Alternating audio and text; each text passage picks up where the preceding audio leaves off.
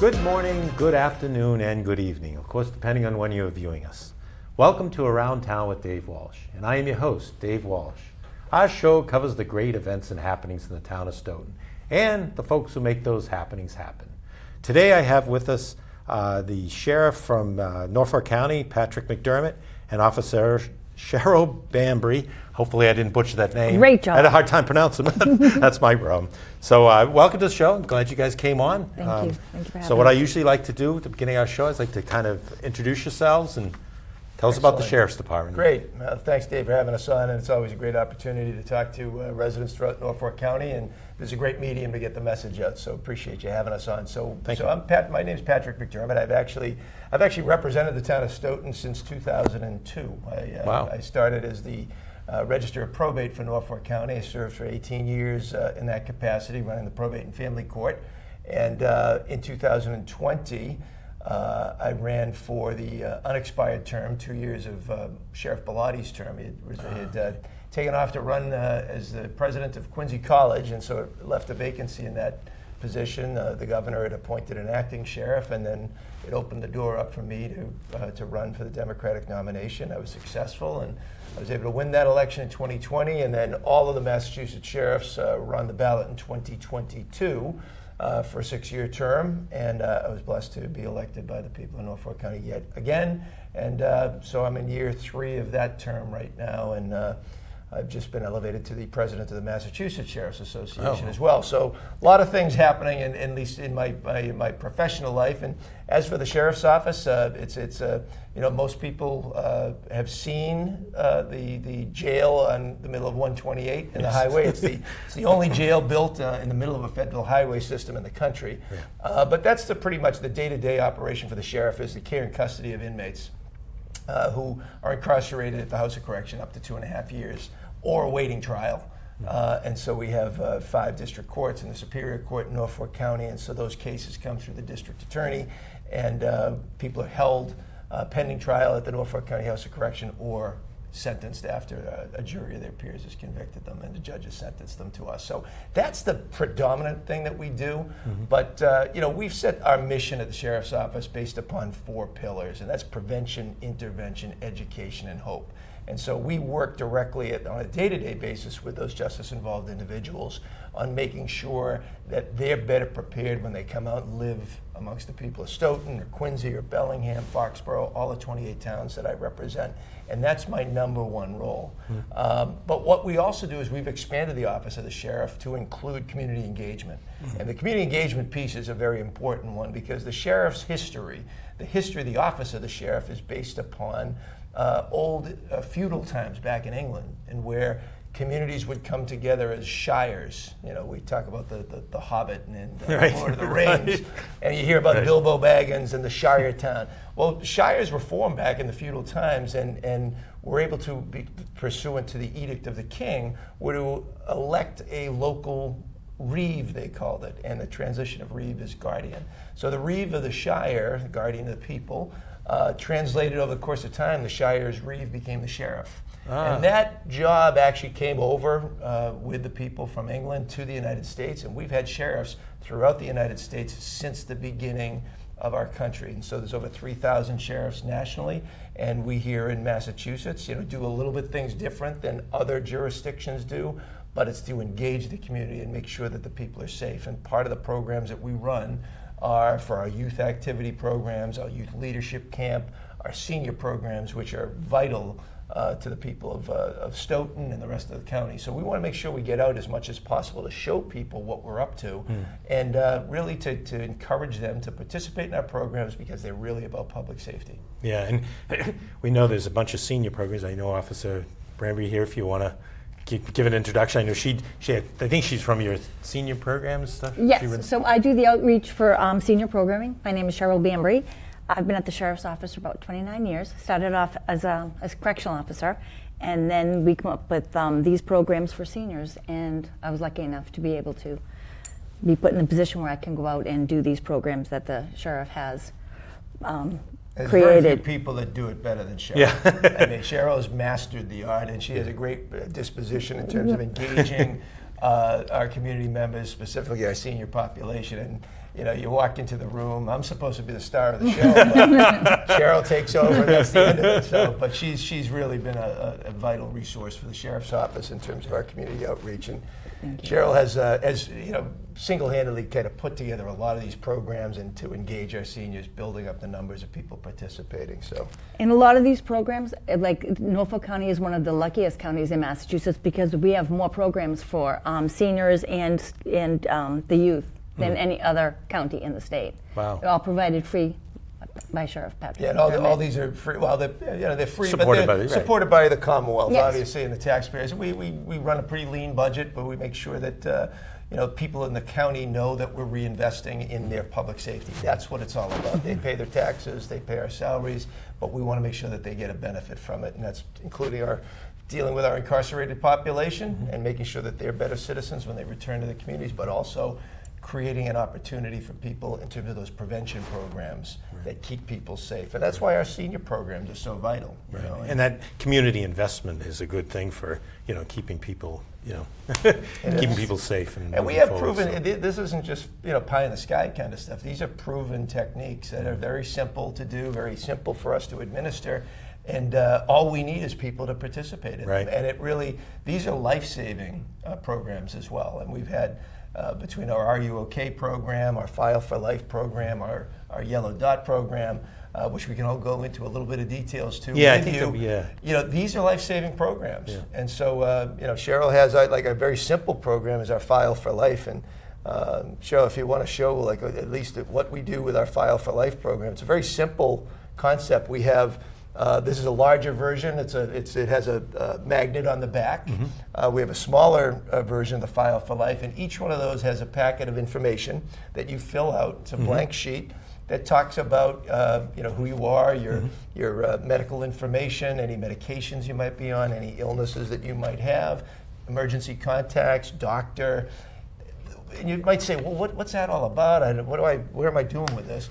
Well, what happens when you have a medical emergency and somebody comes, you call 911 or first responders are coming into your house. If you have an inability to communicate with people, timing is of the essence for life-saving matters. And so therefore, the File for Life, first responders are trained to look for this throughout Norfolk County. If they see that, normally we always encourage, put it on your fridge. Put it on your fridge. Because that's the best place. You can hang it right on your refrigerator, and people can look for that. And so therefore, first responders coming into somebody's home can very quickly analyze that situation and at least get an idea. Get the somebody information in a they need. diabetic shock, somebody's had a heart condition, what medications they're on so that they don't give them anything that might otherwise have a negative effect. So the File for Life is really simple. It's free. We have them available throughout all of the councils on aging. all the council on aging. People can get them at all of our community events. I know we come out and do this. I think Stoughton has a town day at some point during the year. Stoughton Day, and so I think we have a table there. So these run off the I bet they do pretty quickly. So Yes, a lot of the senior centers these days are using these. So if they go on a field trip or a day trip or they go anywhere, you can't get carry on the that? bus unless you have this. Correct. This is like your new pass to get on the bus. This is your ticket. Okay. So, which is a great idea. So it's your passport, your license, and your medical information as well. And we always say fill it out in pencil because your Exactly. medications change. Change. Yes. medications change, sometimes your conditions change, so we want to make sure. And people always should update this stuff too. Yes. And, everybody has a time of the year, maybe they update their wills or they do their taxes around April 15th. We always say make sure you update your File for Life so we have accurate information. Yeah, and I can say my mother utilized that as well because I recognized that when you brought that in because I used to see that on her refrigerator and she was diligent about updating and that did come in handy for us because we were able to grab that when there was an emergency situation. We were able to grab that, take it with it, and all the medications. And everything would be was on filled there. out. Yes, So it helps and with- that just immensely gets the help quicker. Right. To these people, and also. A lot of the pharmacies these days give you a printout, and most people pop them right in the back of that. Oh, okay. with them. Even better. So local pharmacies, depending.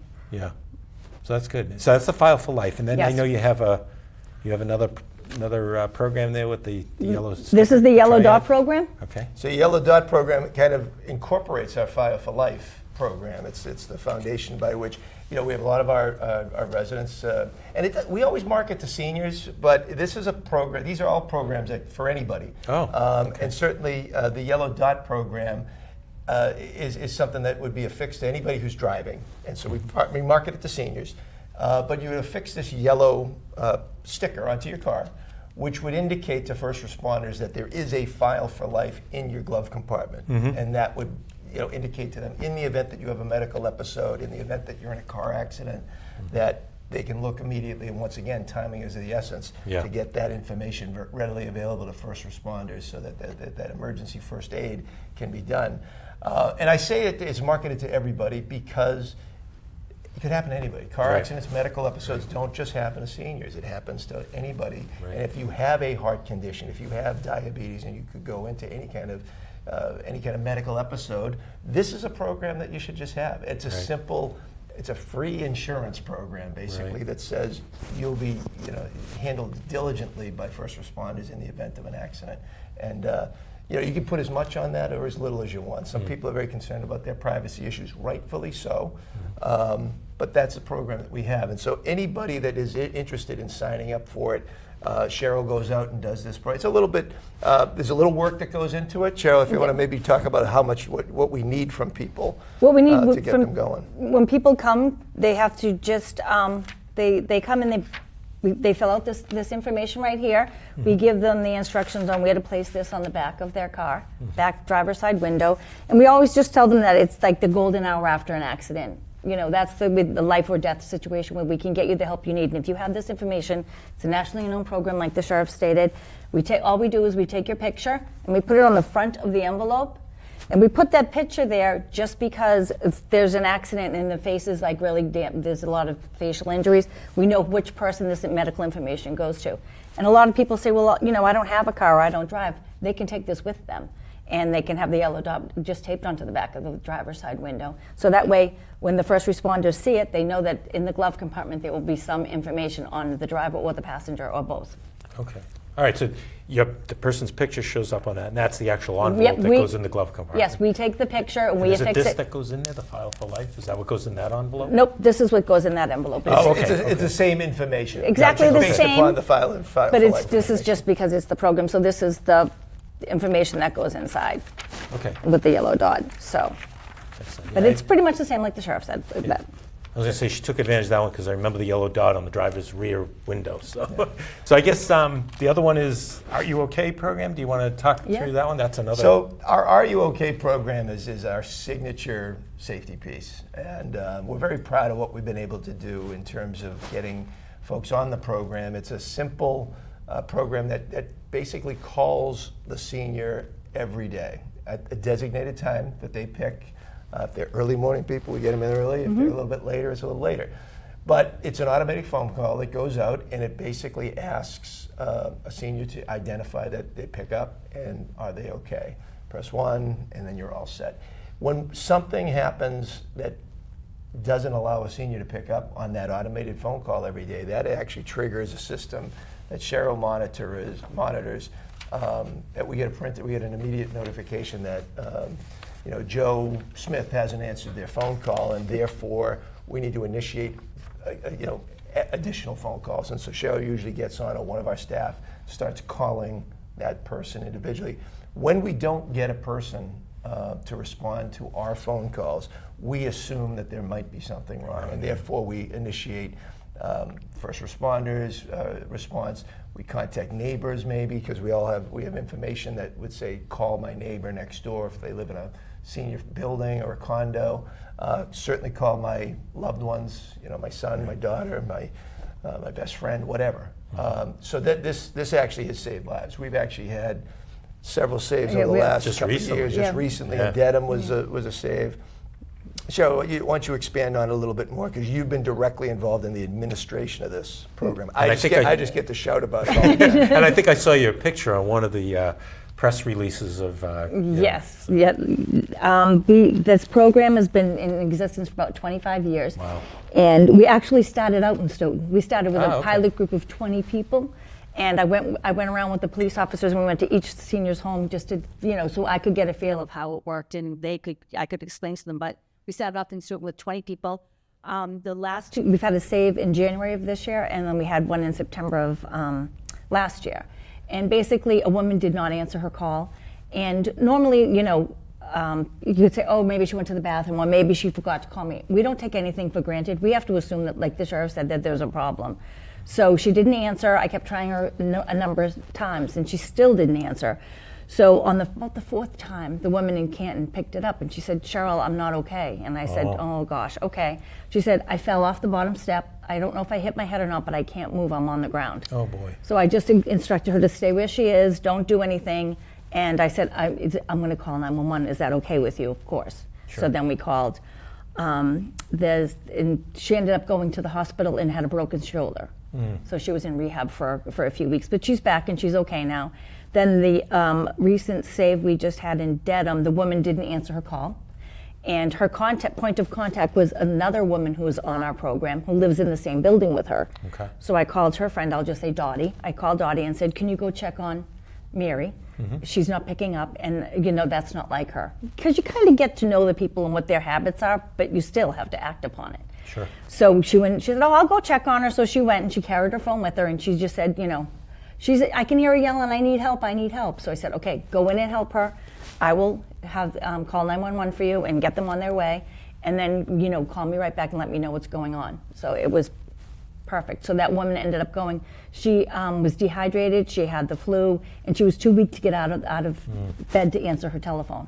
So it worked in tandem with the other woman that was on the Are You OK program. Yeah, I mean, stories like that, it just justifies that whole program. I mean, that really makes who knows how things would have turned out if Exactly. something like that, yeah, and it's just like like I said, we don't take anything for granted. But over the years, we have saved or assisted over 200 lives. And it's been great. Yeah, it's just it could be anything from a mental health issue where they're like not feeling that great and they just need someone to talk to, or it's somewhere where they desperately need help and they don't have anyone else to call and they just want us to do it.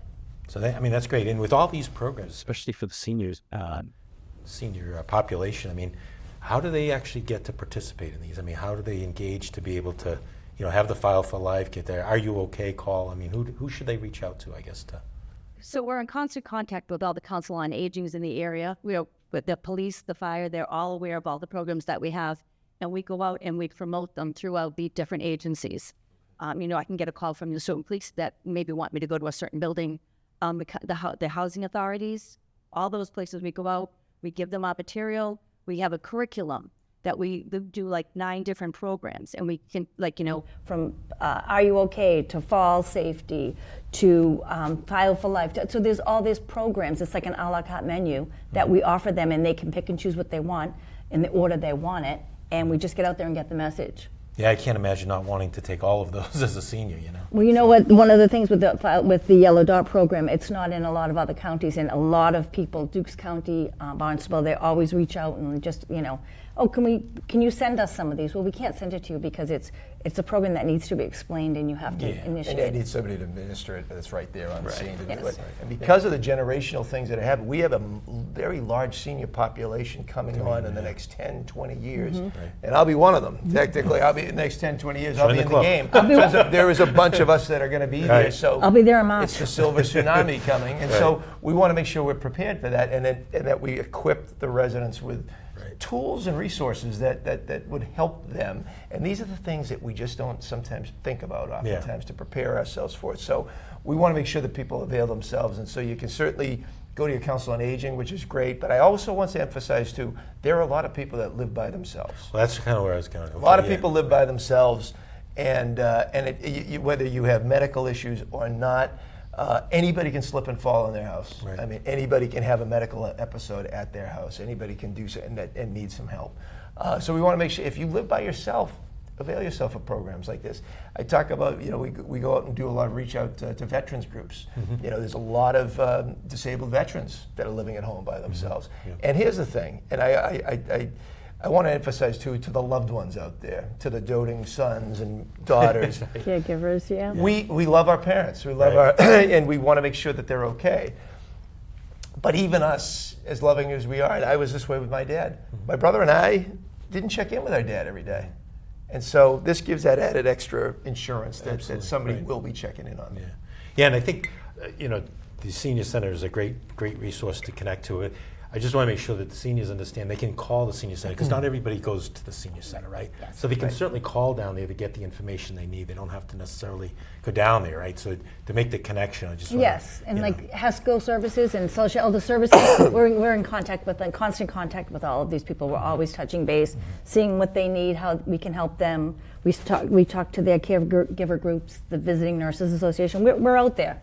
Yeah. Hospital, the caseworkers in hospitals. So we do as much as we possibly Oh can. yeah. Well, I can definitely attest to the fact that you guys are out there, because Yeah. I was aware of these programs myself. So Yeah, that's great. Thank you. No, Yeah. you do a great job with that.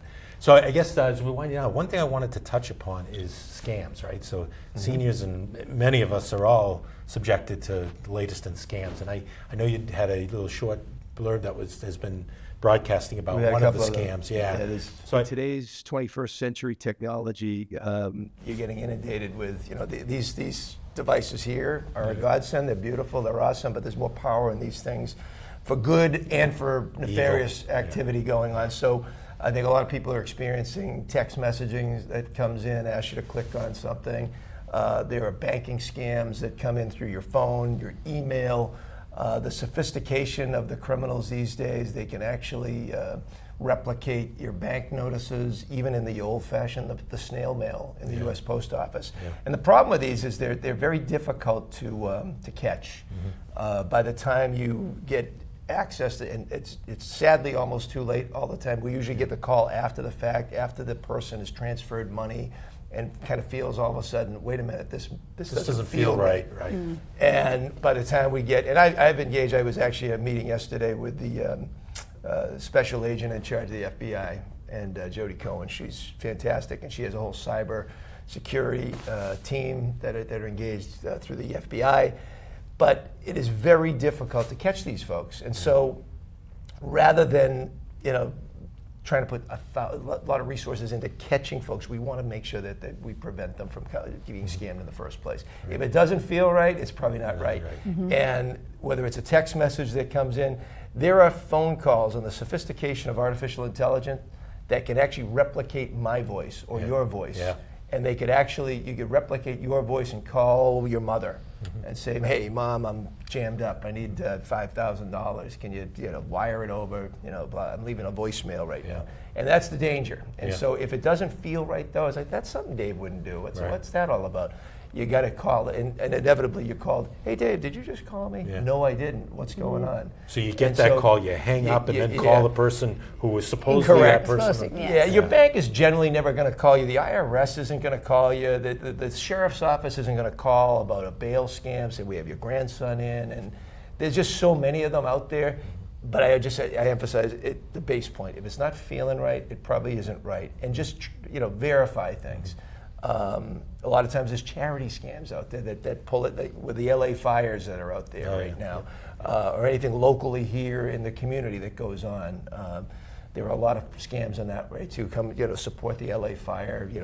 There's legitimate things that you want to contribute to, and then there's very illegitimate things that go on. So you just have to be aware of it. I don't want people to hide in their closet and think like they can't live life.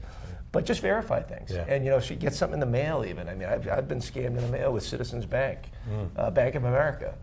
Xfinity. They'll copy Yeah, Xfinity. That's They'll a copy famous the one. logo. Amazon, And yes. So they all Amazon. They all Amazon do it. gets- PayPal. I get a Yes. PayPal email every day that says I owe $175.34, and they always make it look legit. Yeah. Like it's like, geez, did I buy something for $175.43? Maybe I do owe that. And they always have a link. And don't click Don't the click link. on the link. Do not No, click do on not the click link. on the link, especially if they're asking you to share details about your personal information or make a payment. Just delete it right off the bat. Just And delete sometimes it. these scams, at least I've noticed, is the language is not very good, right? So No. usually the English is not, Correct. it's broken, or spelling errors and stuff like that. It's another thing to notice if you see it, right? So, And they create a sense of urgency because they want to scare you. They talk fast. They make you make a split decision fast, and it's always a problem or a prize.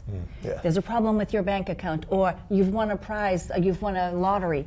We just need some personal information, and that's when people give it out. And I always say, if I can give a couple of hints, it's always a problem or a prize, And if you're going to be buying something, use a credit card. They have more stops in place than a regular debit card. And if you use a debit card, a lot of times they can get into your personal That's a savings really good account. point, yeah. So I always suggest to my people to just use a credit card. Yeah. You know, they have a lot of fraud alerts in place. Right, and the credit card is like you said, there's another step there. But with the debit card, it's direct to to your your bank. account, right? So. Yes. And we've sadly had people wiped out. You know, Yes. I remember there was, and it's not just people. It's all spectrums in terms of education levels, ages. You know, we had a nurse in Canton who lost $30,000 to a scam. Yeah. And these are the things that happen, and you just got to be aware of them. And like I said, trust it. No, don't trust it. Right. Verify everything. Right. And always report it. You know, Yeah. as much as I indicated, there's very little sometimes we can do after the fact, but we do want to report it. The teams are getting really good. Norwood PD has an unbelievable cybersecurity crew. We're working with them on a few things. But you want to hear about it. We want to know what's out there, and then we send out an alert. Yeah. And so that at least gives because if it's heads up. happening, usually they blast it around. Yeah. And they'll, you know, especially the cell phones, they can replicate your phone number. And it's a sad one to me. I've Oh, heard that's- about it, but the funeral scam. Yeah. So they see the obituary in the newspaper, and what they do is like sometimes they infiltrate the wake or the funeral, and they gather information, and then they call you and say, "Oh, Sheriff McDermott, I'm sorry that he passed, but he had a debt that he never settled, so he owe me money." That's sort of yeah. So that's the funeral scam that's going around, and that's when people are most vulnerable. They've Yeah. just had a great loss or something, but that's one of the scams that's big with the seniors right now. Yeah. And the romance scams. That's romance another one. Oh, okay. You know, you get a widow or widower who's lonely, and Yeah. somebody's going to be paying them attention, and the next thing you know, that they're transferring money over, and it's a sad state of affairs. But we just want people to be safe. Yeah. And that's why we're here on your show. That's why we want people to just be aware of it, and pay attention. Report it to us when you feel as though it's not right. Right. And I think that's probably the big thing, like you said, is if it doesn't feel right, drop the phone, hang up the phone and call and verify. Your 'cause gut's I going to think- tell you. Just Yeah. follow your gut, and it's always a problem or a prize. That's how, a lot easier way to identify it.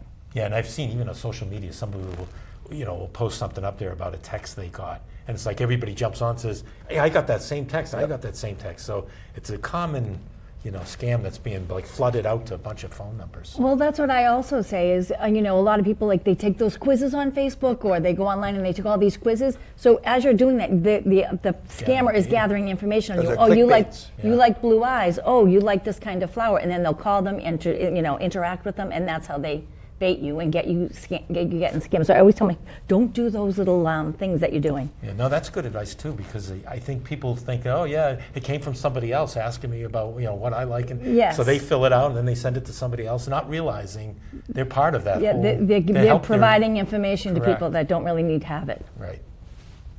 Were there any others on that list? The free trials, just be careful with those, the small writing, because you fill out the free trial. If it's a free trial, why are you giving them your credit card number? You give them a credit card number, you forget it's a free trial, and then you're getting, $7.95 a month. Exactly. $67 a month. And then it's so hard for you to get out of that once Right. you get involved in a free trial. So I just say, you know what, just go to the store and buy it, or have someone buy it for you. Yeah.